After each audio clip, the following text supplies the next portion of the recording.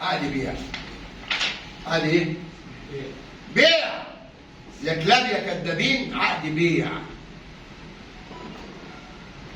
تضحكوا على الاعضاء والجماهير. اصل الموضوع ده يخص اثنين، جماهير واعضاء. جماهير عشان الاستاد اللي راح خلاص بالسلامه، واللي يقول لي طب انتوا ما عملتوش ليه بعد ما خلصت كل الاجراءات 2020؟ قال لي روح. رجعت انا انتخابات 14 2 22 تمام؟ قضيته ما بين سجن وعزل وروح. لا انا مش هروح اللي بتروحني خلاص، انسى وهفضحك.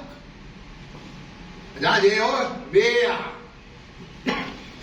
مين اللي ماضي عليه؟ اهو السيد الاستاذ المستشار مرتضى احمد منصور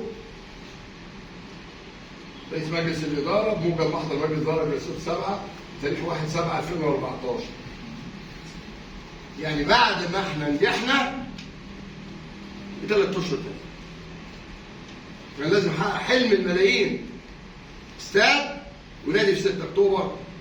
وانتوا لو رجعتوا على الرساله اللي نزلت على صفحتي للسيد الرئيس هتشوفوا نادي عالمي وكل اجراءاته خلصانه، ترجعوا له. وانا قلت اللي عايز ياخد منه ما عنديش مشكله. زي ما حققت حلم الملايين، قناه لنادي الزمالك سلمناها الواد ابو العلا والبت النيار الاصفر بعد ما كانت اكبر نسبه مشاهده، بقت في الحضيض. مبسوطين يا جماهير انتوا الاعضاء؟ هزاز الرؤوس على الاقل كانوا بيدافعوا عنكم وعن ناديكم. ها؟ هم طايحين فيكم دلوقتي مش عارفين تردوا. طايحين فيكم. ده انا اوريكم صور عيال طايحه.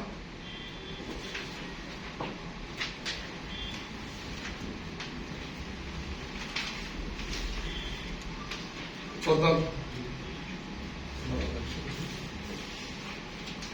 يا سادة رئيس مجلس الوزراء يا محترم،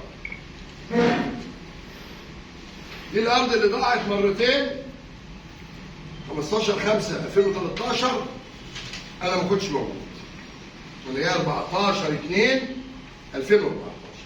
مين ضيعها؟ ممدوح عباس اللي خارب النادي بعشرية سودة من 60 نيلة تاني. أهو.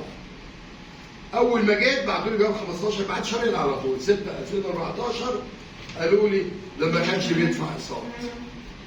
ارجعوا بقى للرسالة بعتها لسيادة الرئيس وعلى صفحتي. دفعت آخر قسط قبل ميعاده بسنة. دول المليونيرات، ده بيرزي ومرزي، دول اللي استفادوا من النادي. ده رئيس الوزراء اللي حضرتك واخده هاني بيرزي اللي خرب الزمالك معاهم، واخده في اللجنه الاقتصاديه اللي بتشوف مستقبل مصر. ابشر على مستقبل مصر طول ما الشكل ده موجود. بيعمل اعلانات ملايين، جاب شويه بنات مش عارف ايه، بنسى اسم بتاع لان مره جابوه لي لقيت كله صراصير وقرف. ايه؟ قرف، لقيت كله قرف. الممثل الجميل انا بنسى اسمه برضه المسيحي ده اسمه كدواني. وكان قبل كده مين؟ هنيدي. ملايين. وكل اتبرعتوا للزمالك وخدت الاسم ده كله، ونسبه الاسهم عندك زادت 500%. 4 مليون قلت قبل كده. 2 اعلان لسيف الجزيري و2 اعلان لزيزو. احنا في مصيبه.